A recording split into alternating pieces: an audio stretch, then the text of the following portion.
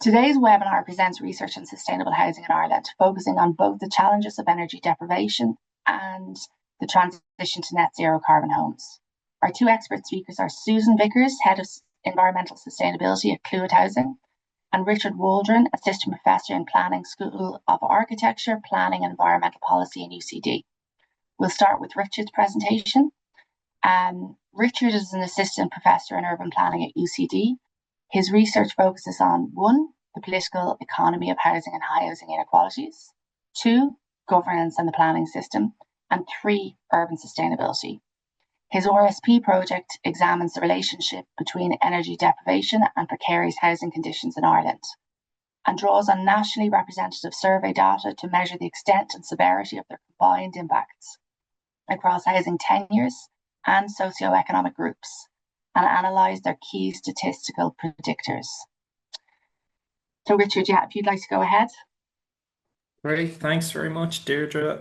Let me just get my slides together. Okay, so good afternoon, everyone.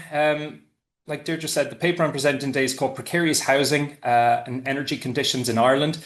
And it's a paper that I've recently published in the journal Energy Research and Social Science with colleagues Shane Sugrue, Neil Simcock, and Lorraine Holloway.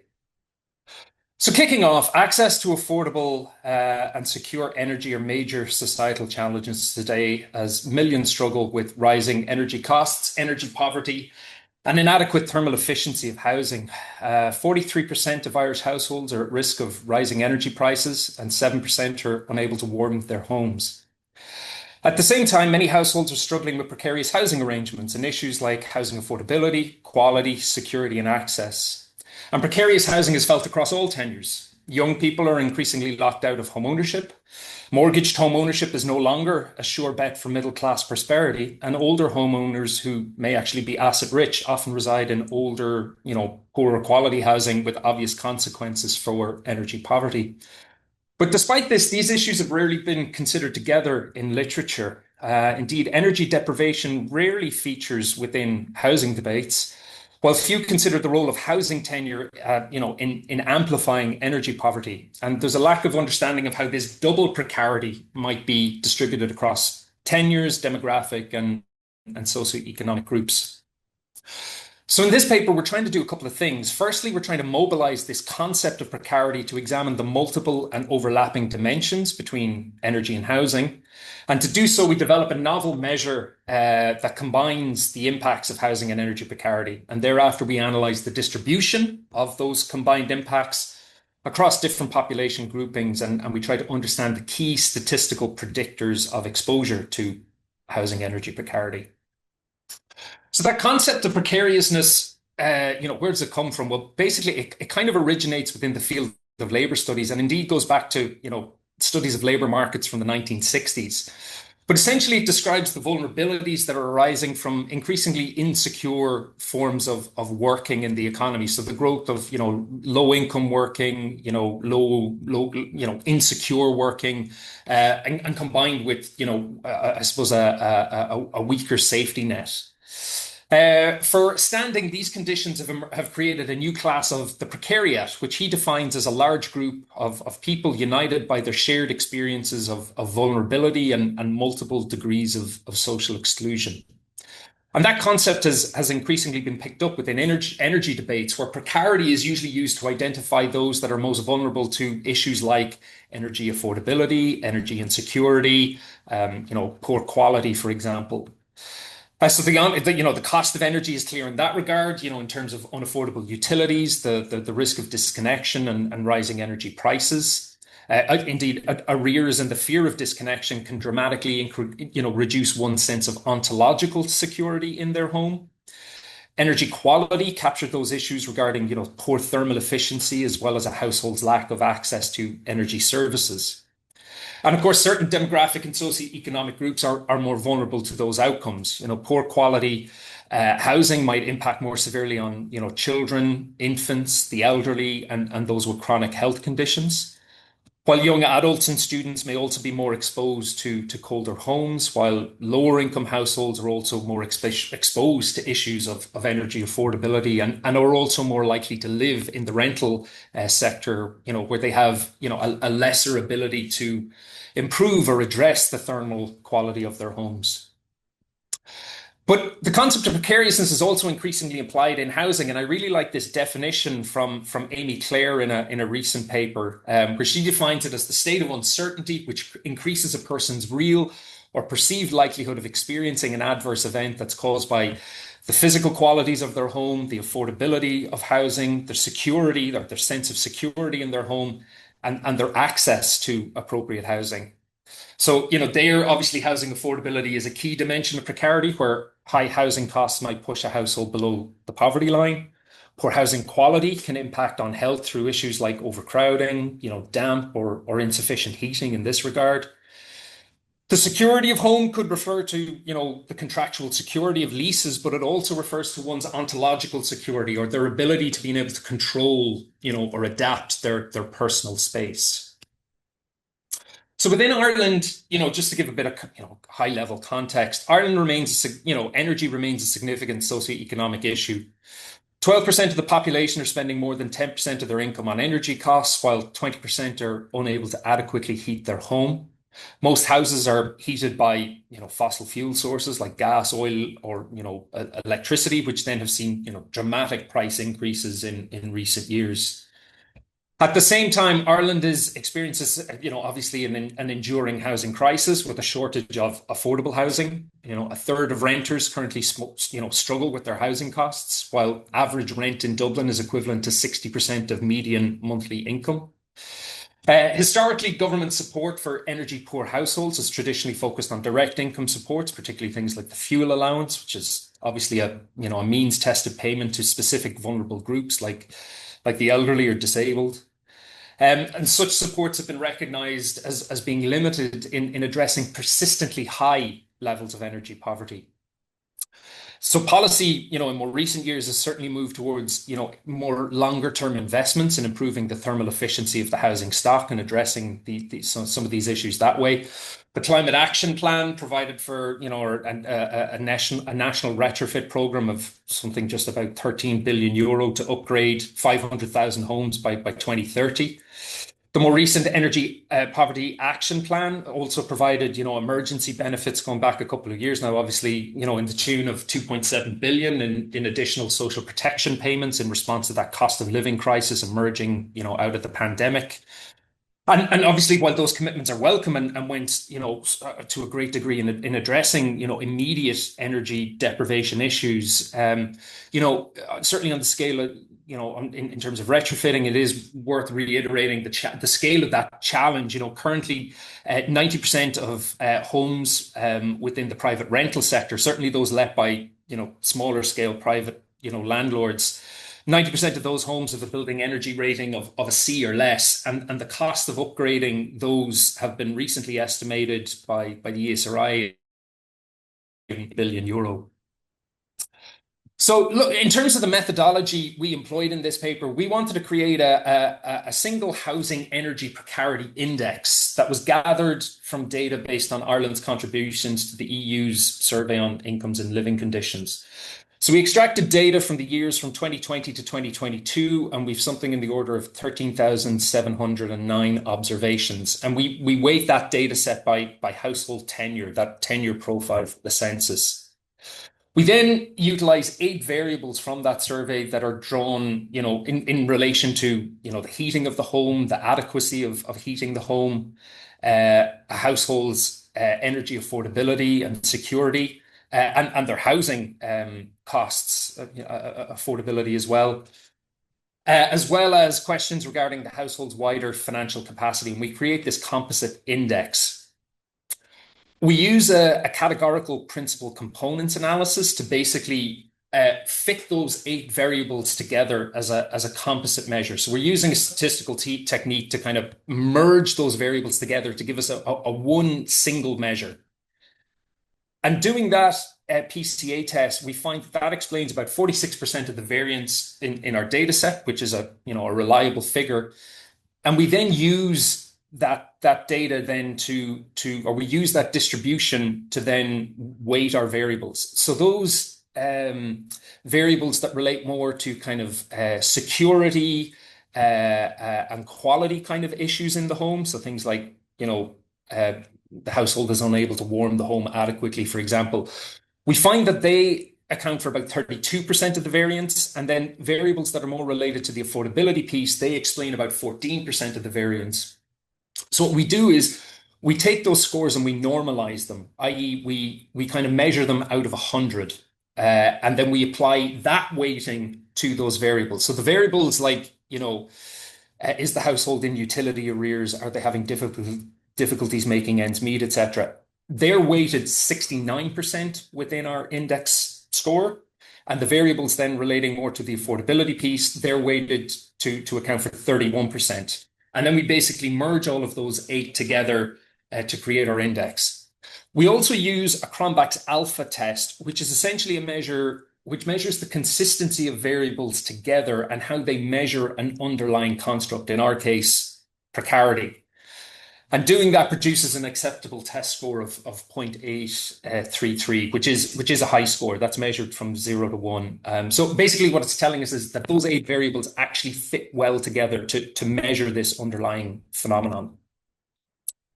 This table then looks at those 8 variables in a little bit more detail, and it just, kind of provides a percentage share of households affected in the full data set for each year.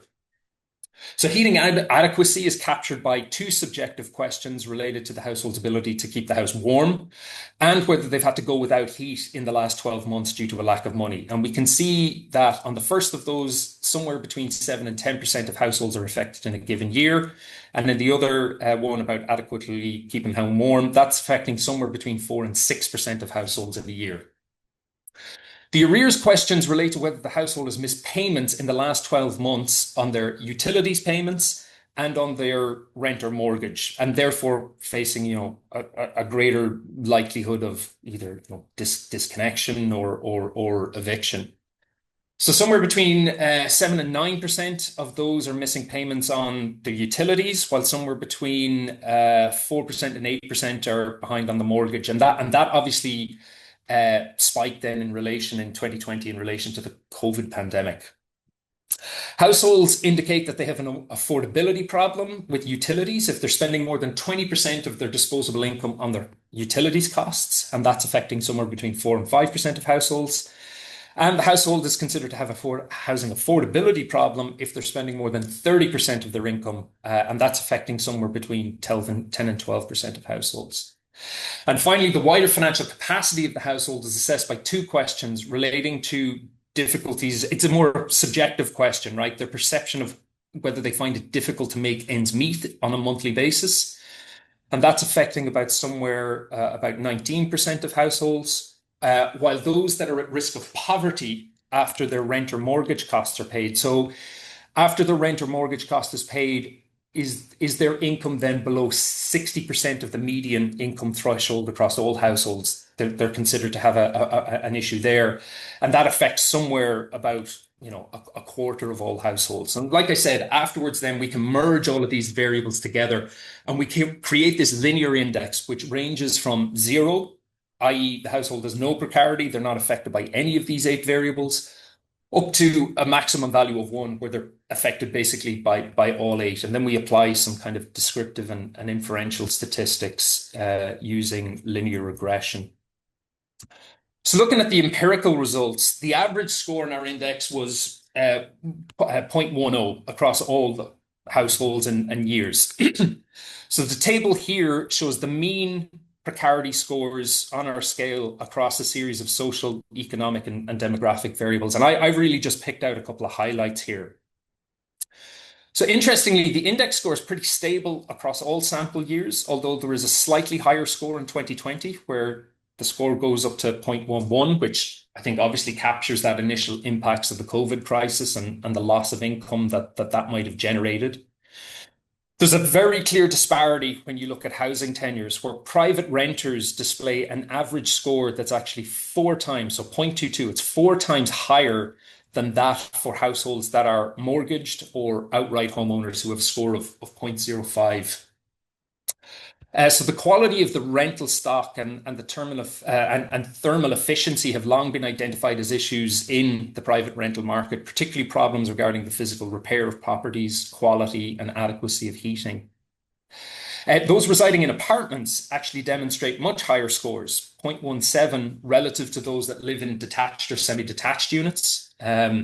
So, apartments in Ireland are largely concentrated within the major cities and towns, and obviously would accommodate a greater share of those in the private and social rental sectors as well. So we think that there might be a tenure kind of effect there that's within the apartment result.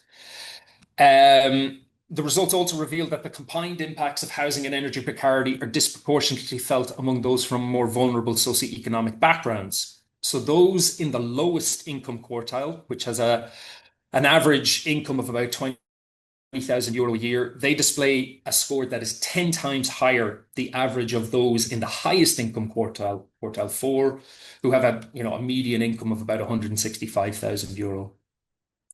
Households headed by an unemployed person displays a score that's actually 4 times that greater than those headed by an employed person. While lone parents actually emerge as pretty much one of the strongest mean scores in the sample, at a score of 0.27. So we think here it's the compounding effect of raising children from a single income that exposes the household to that greater risk.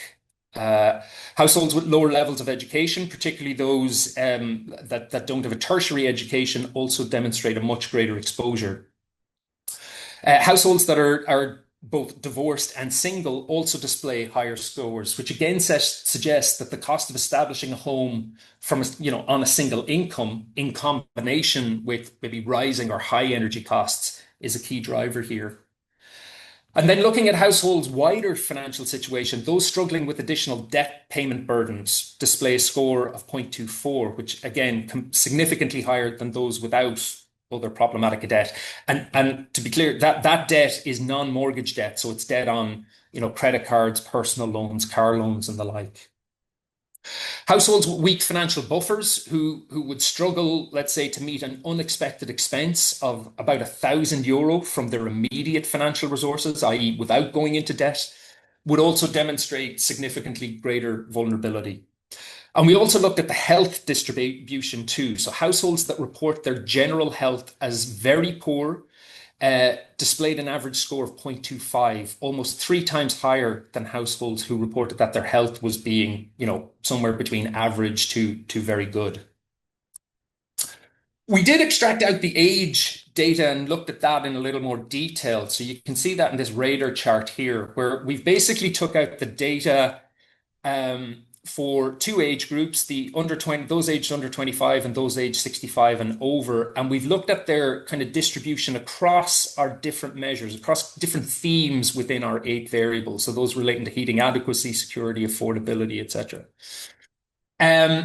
Now, a lot of the literature around energy deprivation will emphasize the increased exposure of older persons to, fuel and energy poverty, kind of for obvious reasons, things like greater physical frailty, for example. But our results actually suggest that it's younger households. When you take the combined effects of energy and housing and combine them together, it's actually younger households that are more exposed. Households under 25 years displayed an average score that was actually 3 times higher than those aged over 65. And younger households display higher scores across each dimension of the index. 33% of the under 25 group struggle with their housing and utility costs, while 34% struggled to make their ends meet after the rents had been deducted.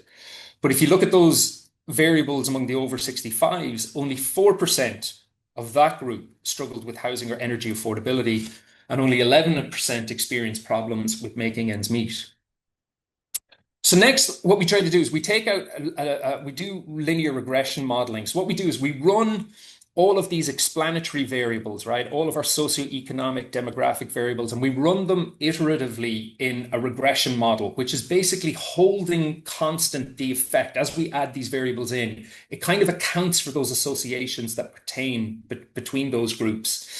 And what we try to do is see what the strongest predictors that emerge are when we add them all in.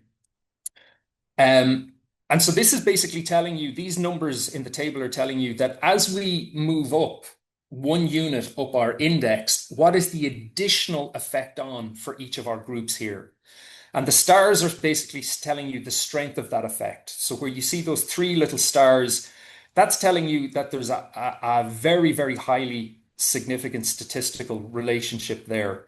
The chances of that relationship being just as a result of randomness or just an artifact of the data is very slim. It's the odds is, about 1 in 1,000 of that just being spurious within the data. So we can be very, very confident in that as a predictor. So like I said, we introduced this then 6 different models, adding variables iteratively. So model A introduces the effect of year on one's exposure to housing and energy precarity, holding the year 2020 as a reference. So there we see that the year 2020, which captures that impact of the restrictions associated with the COVID pandemic, we actually see a slightly elevated precarity score with an effect size of 0.02. So again, this is capturing the time that individuals were required to stay at home and work, which obviously increased their demands on domestic energy consumption. But that obviously had occurred at the same time where incomes might have been reduced due to higher unemployment levels or, as a result of furlough schemes, for example. We then add in housing tenure in Model B, and this shows a very strong predictor. Private renters demonstrate a markedly greater effect size relative to outright owners, and that effect remains consistent across all models. So you can see the effect size here of 0.17, okay?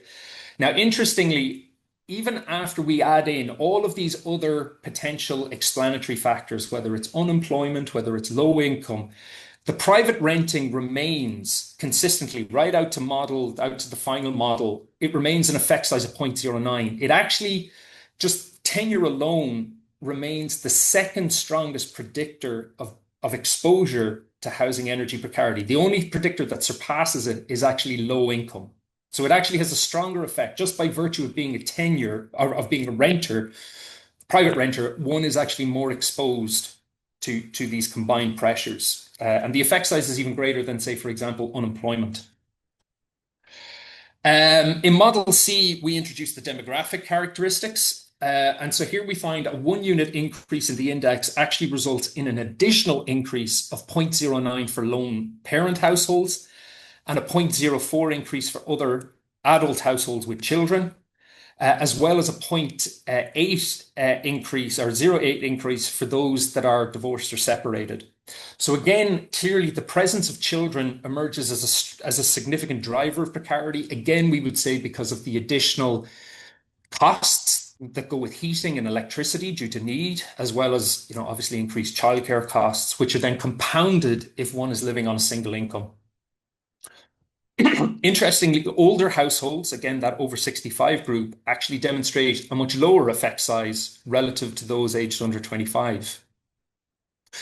A 1 unit increase in the scale of the index actually results in a decreased exposure for those older households, a decrease of 0.02, and that effect size actually increases to 0.04 as you add in all of these other potential explanatory factors.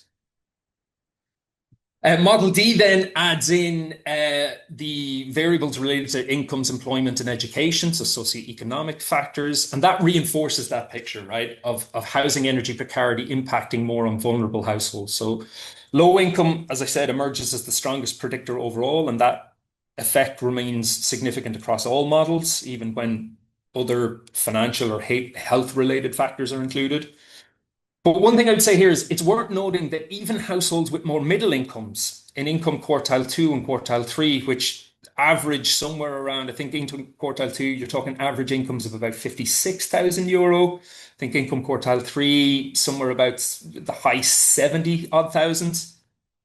So even, more middle income groups are experiencing elevated housing and energy precarity, certainly relative to the wealthiest households. Unsurprisingly, there's a strong relationship between the employment status and precarity. Those experiencing unemployment are much more exposed relative to those in full-time employment. The household's financial capacity is assessed under Model E, and again, we see that those households carrying additional non-mortgage related debt and those unable to meet an unexpected expense of about €1,000 are significantly more exposed. Model F then adds in those health factors. So interestingly here, the effect size of ill health, I think it's 0.06, is actually comparable to that of being unemployed, which is an effect size of 0.08. So clearly there's something very significant going on there. Now, the reasons are less clear. It may be that those experiencing, unaffordable and insecure housing and energy conditions, that is actually driving physical and mental ill health. But the inverse could also be true, where those households with, let's say, pre-existing health conditions who may be, less able to work or to earn a higher income through working, that they might actually be filtering towards cheaper and poorer quality housing, and perhaps therefore maybe using utilities to a lesser extent. So that's something that could be dug into further. So in conclusion, in our view, this is the first study to examine those combined impacts of housing and energy precariousness through a multi-dimensional approach. So importantly, we find that housing tenure is actually one of the strongest predictors in explaining one's exposure to precarity, even after controlling for all of those traditional explanatory factors like income or employment. Private renters are the most vulnerable tenure, and that effect, as I said, is stronger than even for the example of unemployment. The energy poverty literature probably needs to take greater consideration of this amplifying effect of tenure and housing market conditions in driving energy insecurity and its impacts. Our findings, to some extent, re-emphasize the importance of low income as a driver, while adding, further, layers of nuance. Households on single incomes, particularly lone parents, are particularly vulnerable. But our analysis also suggests that even those in more middle income groups are far from immune from the experience of precarity. So this suggests that, the targeting of social supports, exclusively on those on very low incomes does risk potentially missing out on some households who are nonetheless impacted by those combined impacts. In terms of the demographic distribution, our findings diverge somewhat from existing evidence, particularly related to the age cohorts. So again, we find that those aged under 25 exhibit precarity scores 3 times higher than those aged over 65. And actually, old age was a negative predictor of precarity. So it does suggest that policymakers might need to be more cognizant of the particular housing and energy challenges facing young households and renters. The wider financial capacity of the household can certainly amplify or downplay one's exposure. And again, we would suggest that policymakers wishing to address some of these challenges might need to consider broader sorts of supports and schemes to address that. Things like, expanded debt clearance schemes or expanded forbearance options for those particularly struggling with energy precarity. And finally, we just say that the value of precarity, in our view, is that the concept is, it captures these multiple dimensions of households' experiences under a single framework, unlike other concepts like, vulnerability or deprivation, which tend to be a little more, specifically focused on I suppose, those lowest income households or those most vulnerable households. So yeah, I think I'll leave it there if that's okay. I've probably ran close to my time at that point. That was really interesting, Richard. Thank you so much. Thank you. I'm sure we'll have loads of questions for you in the Q&A. We'll move on to Susan now. So Susan is an accomplished environmental scientist with over 25 years of diverse experience spanning ecology, remediation design, air quality, energy consultancy, and carbon reduction. As head of environmental sustainability at Clúid Housing, Ireland's largest approved housing body, she spearheads the organisation's greening strategy. She leads the environmental pillars of Clúid's ESG framework, embedding climate mitigation, biodiversity protection, and low carbon culture into housing procurement, maintenance, and operations. So I will hand you over to Susan to present. Great, thanks a million. Richard, that was so interesting. And I think, we've very recently, the stats of over 500,000 energy accounts in Ireland are in arrears. For me, I generally don't think of under 25s as the vulnerable group, and it's very obvious that they are. Certainly. So, look, thanks, Deirdre. I'll just give an overview of some of the research that we've undertaken as part of the Housing Alliance. And to give context to that, the Housing Alliance is it's a group of the 7 largest approved housing bodies in the country. So combined, we have, I think, approaching 50,000 properties nationwide. And when we started looking at this back in 21, 22, especially with the impacts of COVID, environmental leadership in social housing, you know, to achieve the climate goals and you know the various targets that are on us was lacking. I mean, some of the approved housing bodies would be quite small. They wouldn't have the resources that some of the larger ones would. So we applied for funding under the research grant from the Housing Agency, which we were delighted to receive, and that initiated that first report. Really hot on the heels, like within a month of launching that, we moved on to applying for further funding, which was looking at innovative solutions to advancing net zero carbon. So I'm going to kind of give a bit of an overview, mainly of the second one. But the first one had 9 strong recommendations. Now, I'm not going to read through, and I'm not going to read through the 9, but what we really focused on was that decarbonisation. The funding issue for us was very, very apparent. We had the housing stock, we had the aggregation opportunity, we were managing these properties very well. But we were getting half and often less than half of the funding for retrofit that, say, the local authorities would receive. So that really led us to focus in on this. And when we kind of looked at this, there were a number of opportunities from financial efficiency. The funding access was very much to the forefront. The regulatory readiness, was, it's a driver in some ways, and if it's not apparent enough, it's not enough of a driver. The risk mitigation, compliance, the strategic positioning, but resident wellbeing and social impact was very much to the core of those decisions. We're managing these properties. We have relationships with our residents. It's really important that we can provide that housing and that energy poverty issue, which is so heavy on people, that we could lighten that burden through providing quality homes.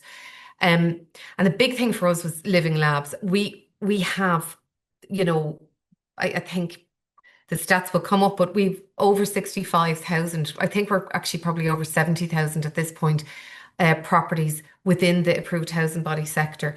Some of them are for older living specific. Some of them are care facilities. It depends on the approved housing body, but there's so much scope to use these as test beds for different innovation technologies. So the key findings and the recommendations out of that report were quite clear. We lacked structured retrofit and decarbonisation strategies, and this is overall. The funding access was fragmented and an administrative burden. There's the sector-wide skills gap, and that's in many aspects of that sustainability and delivery. But what we really, really picked up on was that residents are keen to be involved in solutions. Cost of living was their absolute main concern, but climate change and climate action really matter to them. We took a survey of just shy of 3,000 residents, which was one of the largest surveys in the state, full stop, never mind just social housing, which it was the largest of that cohort. But we really wanted to use this research as a tool to collaborate with government and funders and look at to build existing progress. And that is something that we absolutely did through this. Our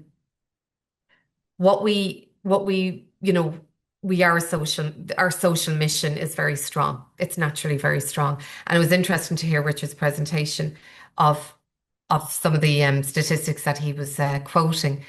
We had, and they're quite depressing. We had generally much better statistics, which is, there's a little bit of a glimmer. But if you look at this, most of us would know this on this webinar, climate and housing, residential is responsible for just over 10% of national emissions. The inefficient homes are obviously hit hardest. And that regulation piece of the Energy Performance Building Directive, waiting on the full transposition of that, but that has a very strong focus on vulnerable households.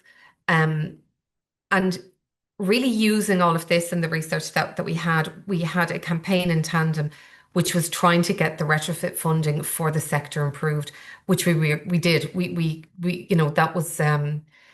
that was given the green light at the beginning of this year. So we would have improved to about 75% of the base costs, and we were shifted into a different energy credit bracket, which also improved the funding for us.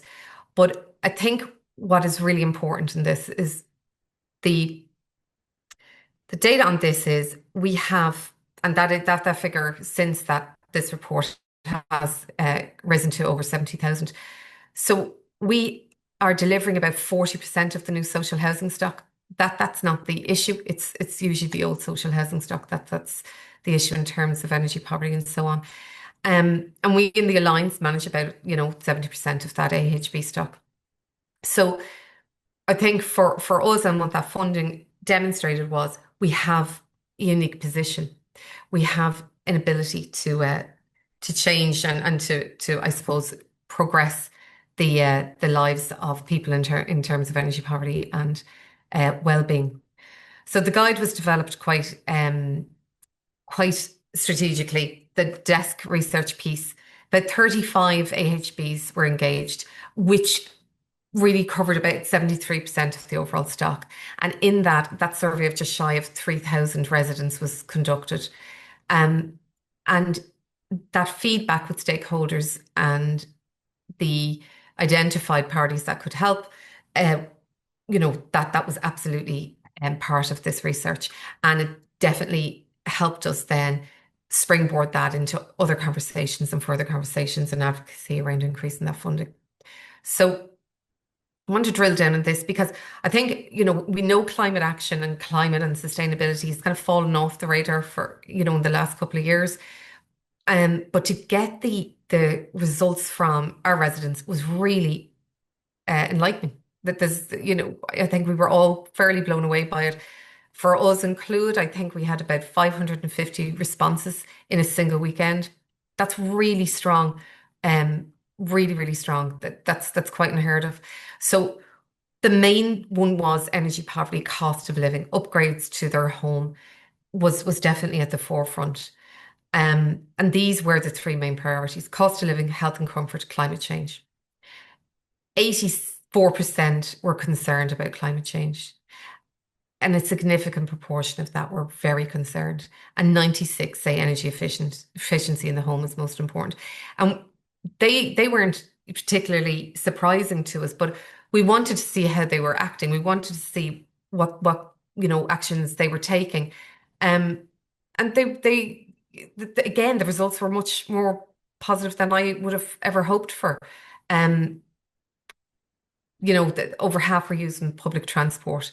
Some were reducing meat and dairy. Now, we could take a look at that and say there's very often an economic reason for those. But a third were buying renewable energy from say, SSE Electricity or whoever that renewable energy supplier is. So, but the proportion growing their own food and intending to do so was also really interesting. But the actions that they were taking, such as drying clothes outside, unplugging appliances, so on and so forth, was again that they recognized they had I suppose the power to do that. They were making that change.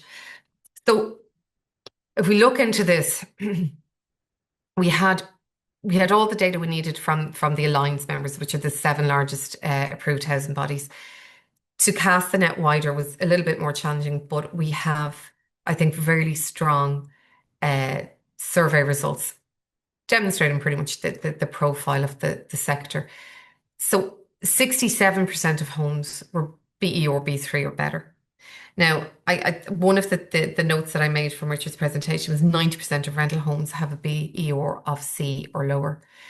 Now, we have been building a huge amount of stock in the last decade, so you would expect the uplift in the BER data there. 33% are C1 or worse or have no BER data. And I think the assumption that we took was if you've no BER data, it's likely that it is quite a poor performing household energy wise. And a very, very, I suppose, conservative figure of 21,450 homes were reckoned to require retrofit. I would imagine that figure is quite, a little bit higher. And we wanted to see what the constraints were to achieving those, the BE or B2, that target. And tenant resistance was the lowest. That was the lowest issue. The skill shortage wasn't as big a concern, I suppose we would hear generally. The technical limitations on housing stock was up there. The lack of clarity on net zero standards was up there. But the biggest one was the financial capacity. And even the grant uptake among those respondents in the AHB sector, it showed that smaller ones are for sure struggling with how to navigate that journey. And the innovation piece is really important because, as I said, we have those test beds. We have the really significant amount of properties and different types of properties that we can use for various types of innovation. The issue is we're not funded for it, so it's quite difficult then to really scale that up, and then it's not recognised formally, say in a BER, so that can pose quite a number of problems. And they were really the main reasons. The high costs of that, the government grant programs not supporting it, the lack of knowledge about technology.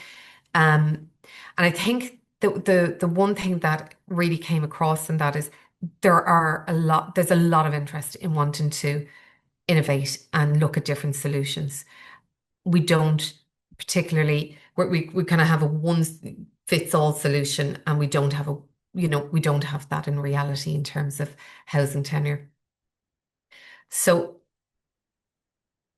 looking at this, really, it's we're trying to reduce emissions. We can do this through energy management and embodied carbon, and that was one of the biggest things that came. We have a huge retrofit target, we have a huge building target, and the embodied carbon, particularly in terms of retrofit, is just beyond us in terms of finance. But the accelerating that electrification, moving from fossil fuel to renewable sources, and moving from the mindset that's used to dealing with those systems is quite difficult.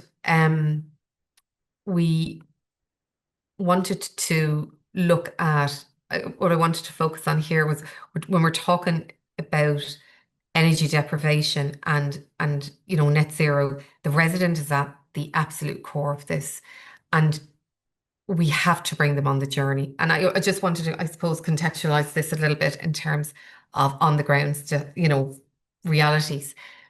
When especially maybe 3 years ago or so, 4 years ago, it is quite difficult for people, and you're dealing with many different abilities of learning, and technology can be a challenge for a number of people. So that shift from managing a fossil fuel home to managing a renewable powered home can be quite challenging. And that has brought us to a step of having a dedicated onboarding team for residents, training for the staff and residents, supporting. We have our own user guide, but we also supported the Irish Green Building Council's home user guide, which can be used for, it can be developed and kind of changed to suit, whether it be a developer giving this guide out or an AHB or another landlord or whatever. And that was really important.